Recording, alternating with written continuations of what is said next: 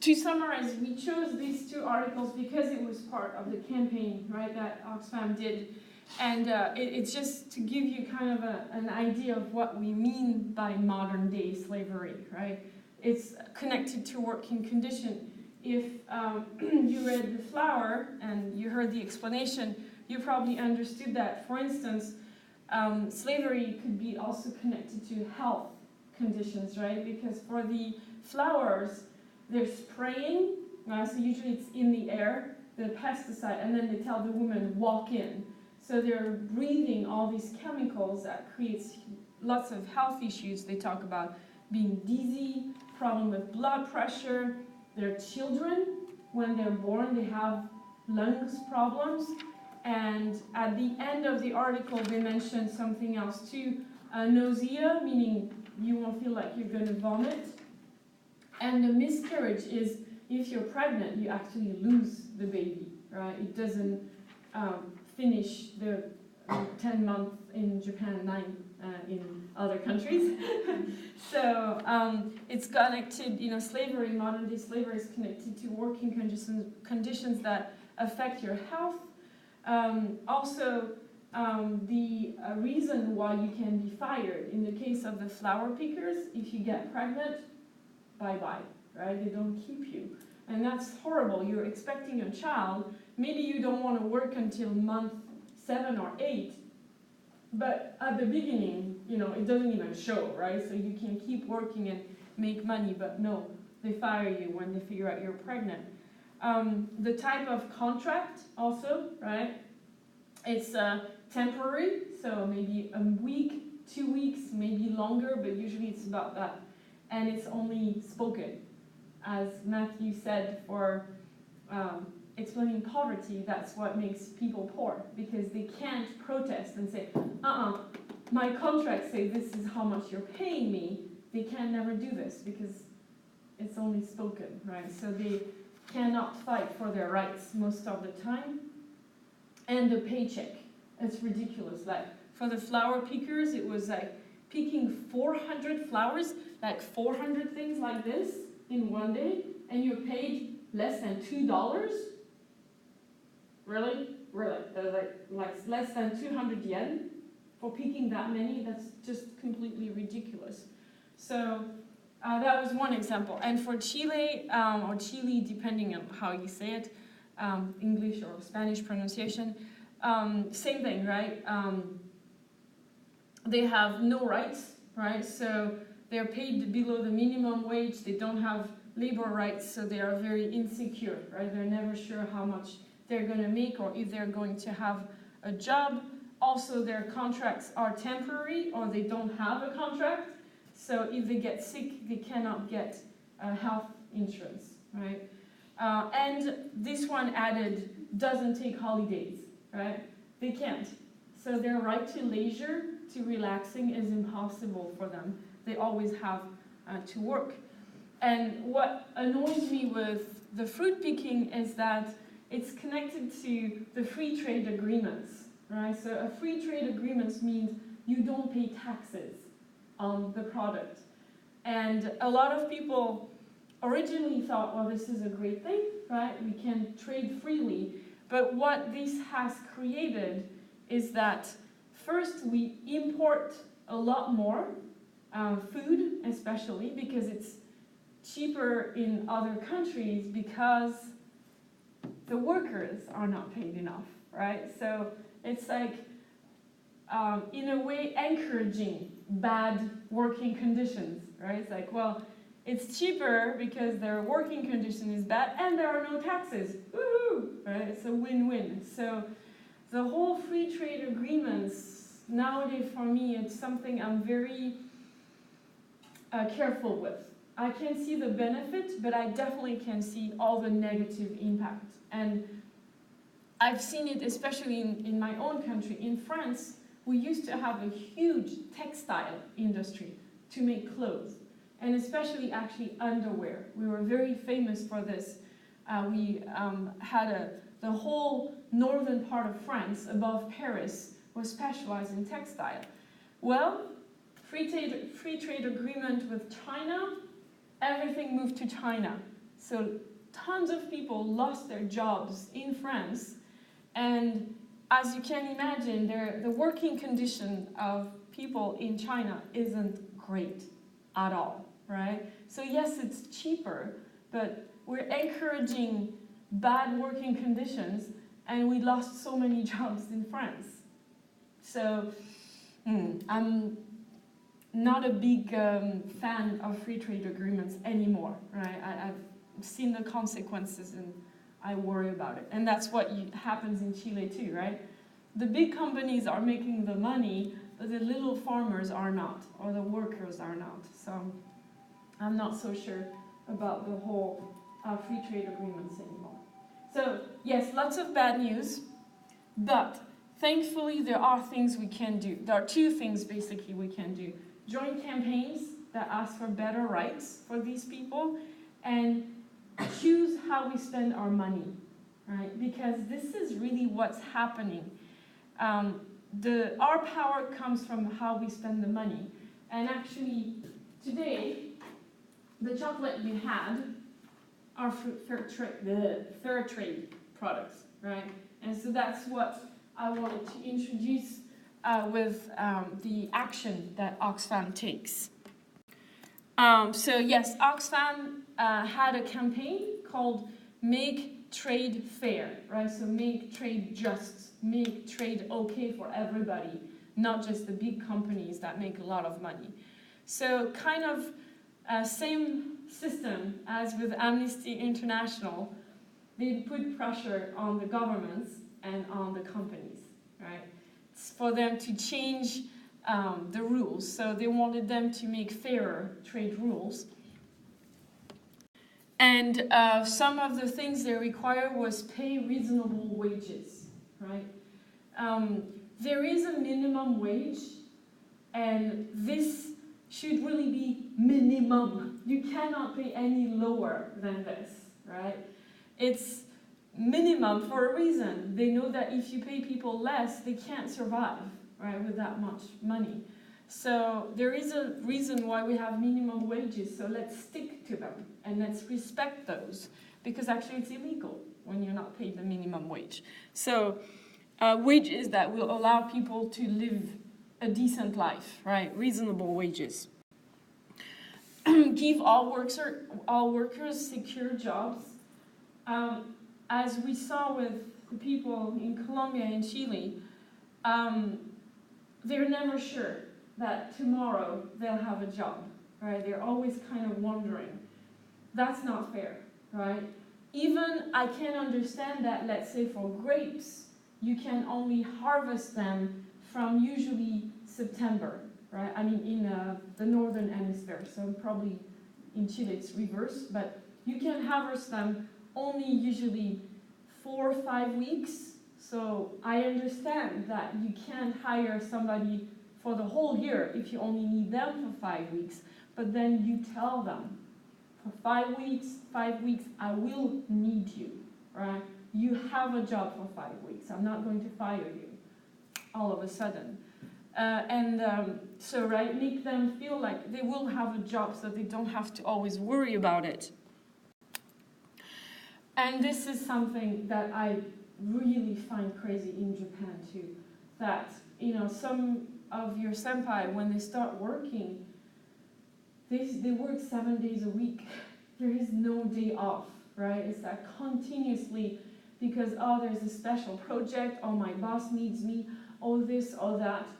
And it's really, I don't think, healthy for your body and your head, right? Not having a day where you can go like, I don't have to go to work, I can just relax today, I can do what I want, I really think is a terrible thing, right? So I think we all need at least 1 day off a week. Not forcing people to work extra hours, right?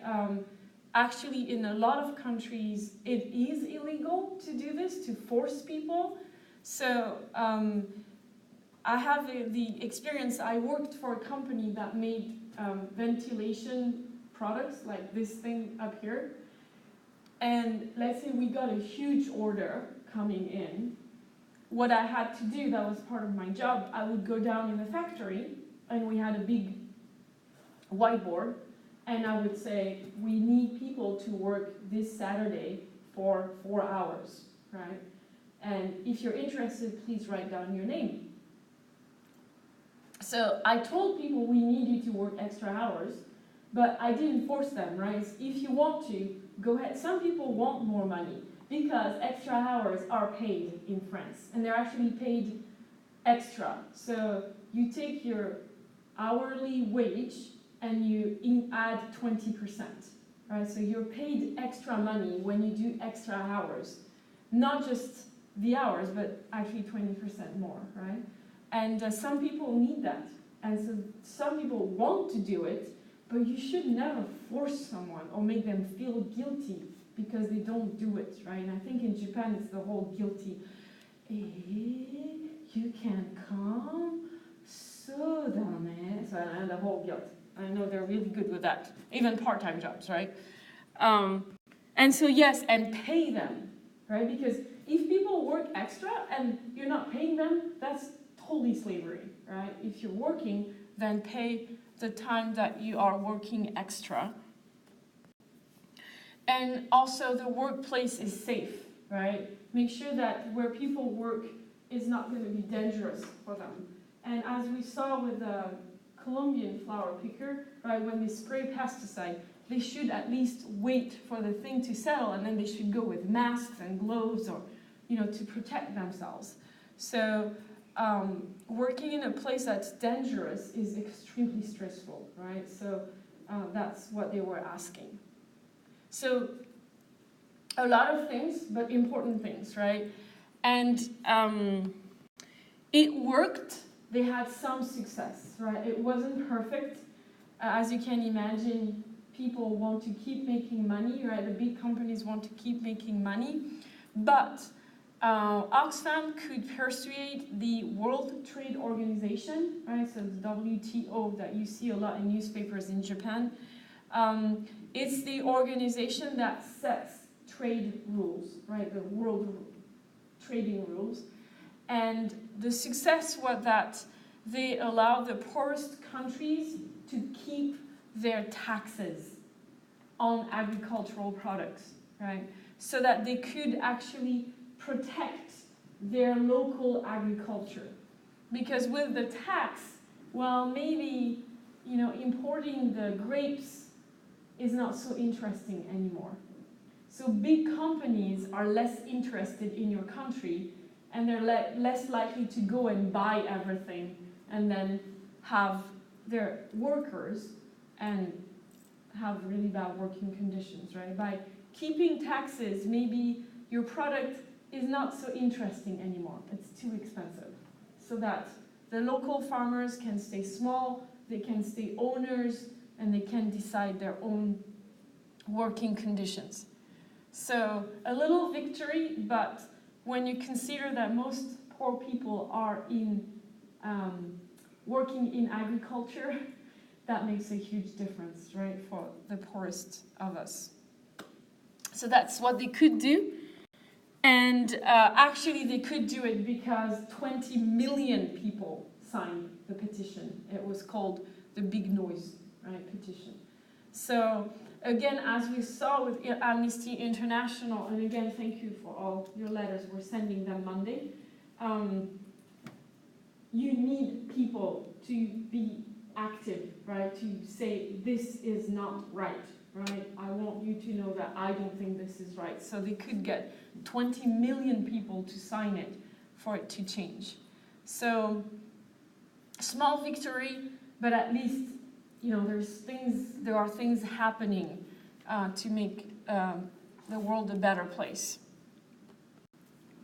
So yes, what you can do, Oxfam has always campaigns, right? So if you go on the website, you can see what they're doing right now, and you can sign the petition if you think it's important for you too.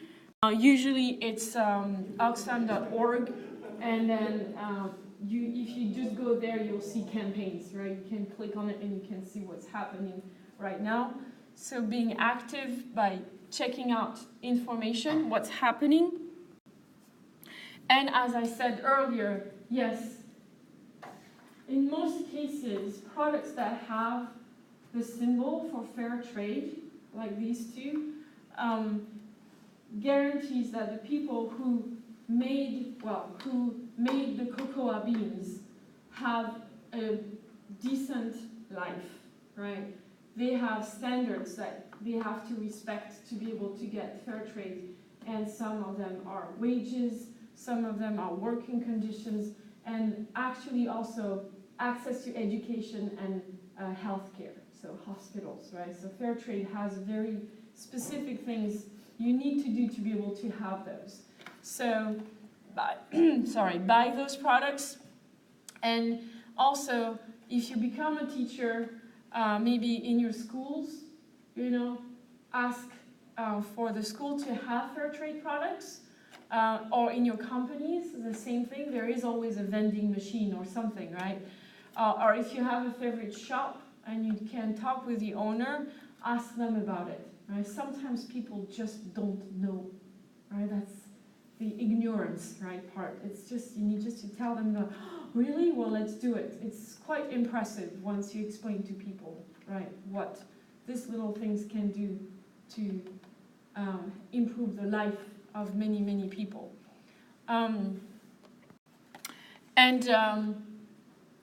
Again, the whole ignorance, right?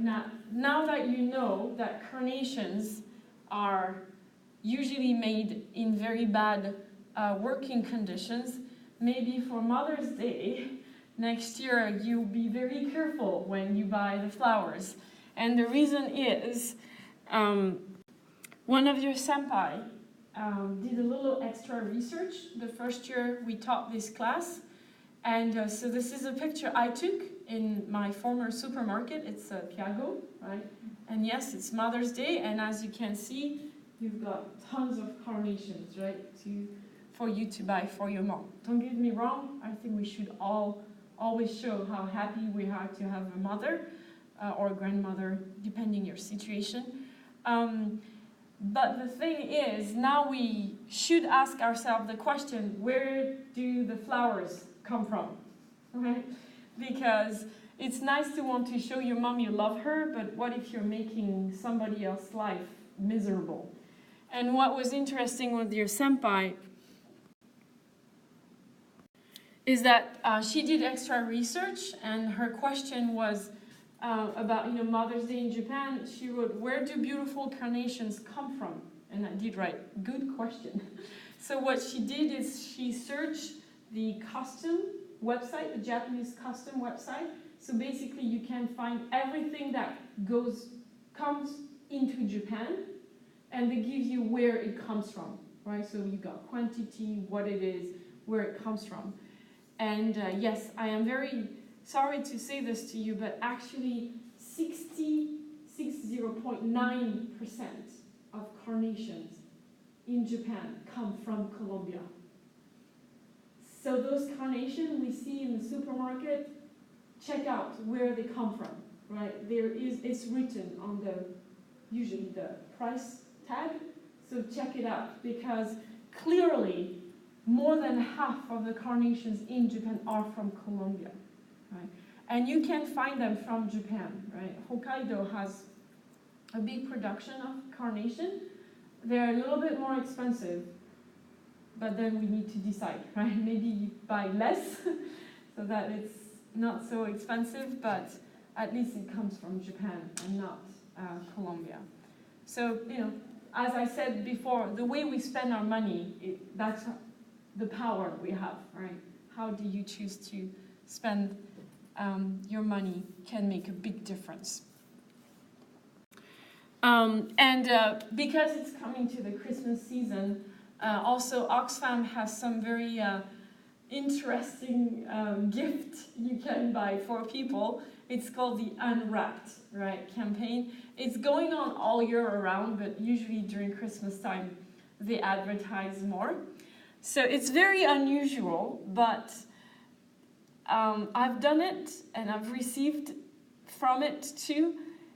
And it's kind of hard to explain, But it's the same feeling, you know, when I write the letters for Amnesty International, I feel like I'm being very active, you know, like I'm involved, I'm making a difference. And so when I either do the gift or I receive a gift, I feel the same way, that I'm like, oh, I'm doing something, right? It's easy and yet it's going to make a difference. So, but it is unusual. So let me explain.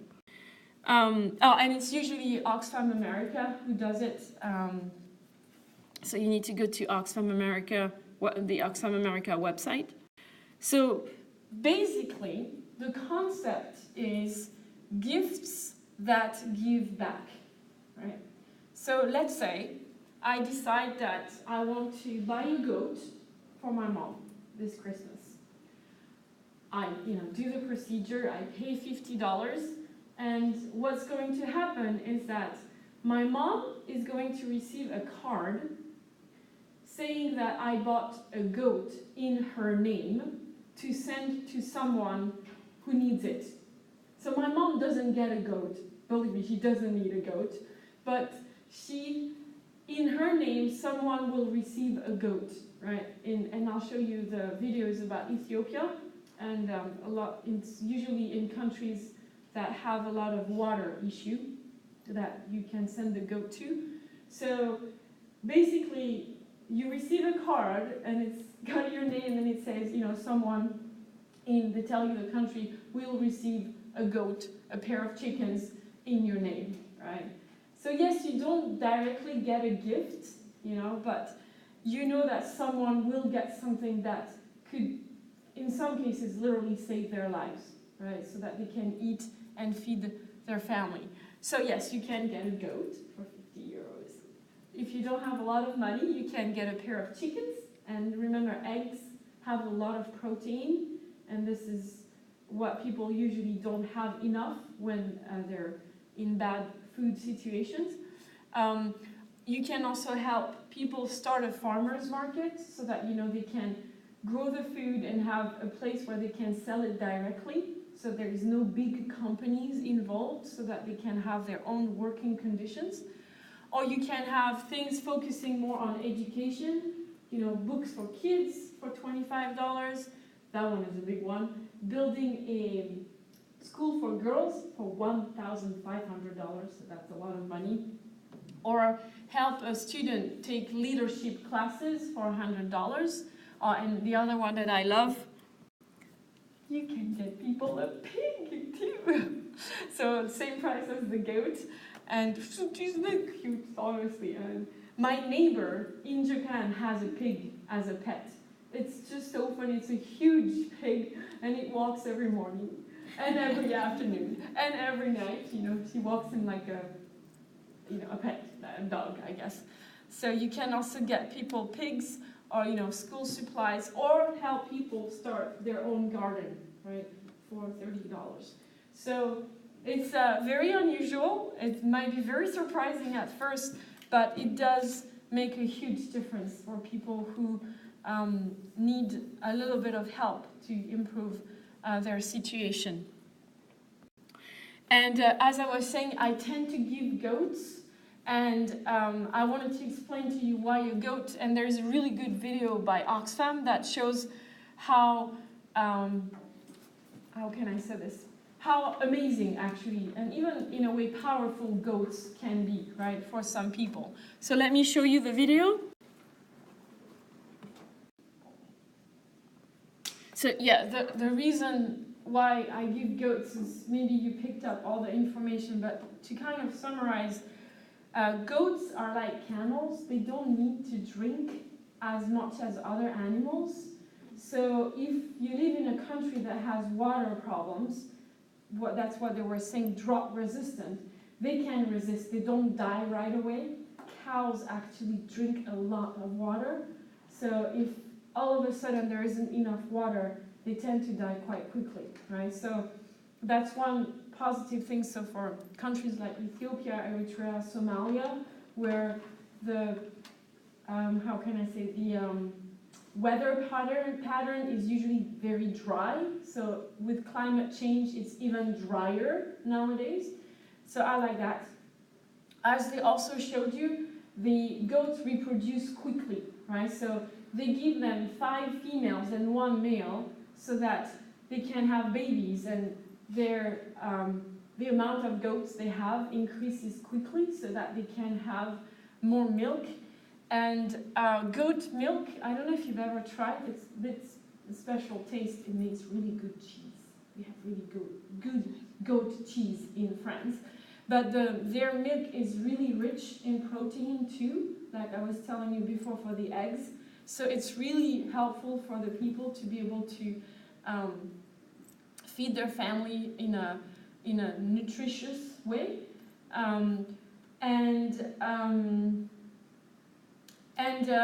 In this case, in this part of Ethiopia, they focus on giving the goats to women because, as you probably saw from the images, the women are really the one doing most of the work.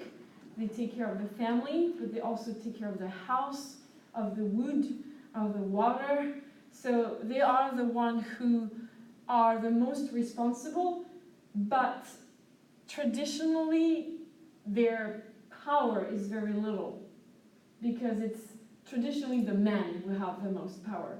So to try to help them be more powerful, they give the goats to the women so that the woman can say, these are mine, so you do what I want, right, with them, so that the male-female power is a little bit better, and women can have more power of decision, right, and can stand up to their husbands if they are being stupid. So I really like, because as I said when we talked about donations and Kiva, I want things to be sustainable, right? I don't want it to be just one time and then, well, I don't care what happens after. I know that they reproduce quickly, it gives more power to the women, so in the long term, hopefully the situation can get better, right? So that's why I give goats. Again, I know those are expensive, it's about 5,000 yen, but as you saw, the chickens were only $18, right? So less, about 2,000 yen. So maybe that would be something else to do. So that's it for today. Thank you very much. I hope you can think about Christmas in a different way between Kiva and Oxfam. It might help you be more creative with your gifts. So thank you very much.